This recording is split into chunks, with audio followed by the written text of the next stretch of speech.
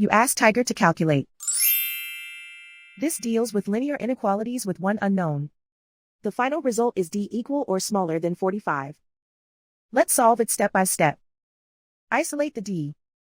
Multiply both sides by 9.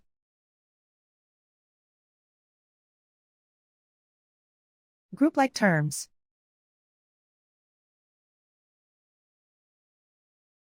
Multiply the coefficients.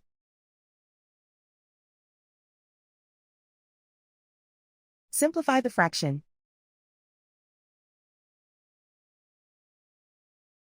Simplify the arithmetic.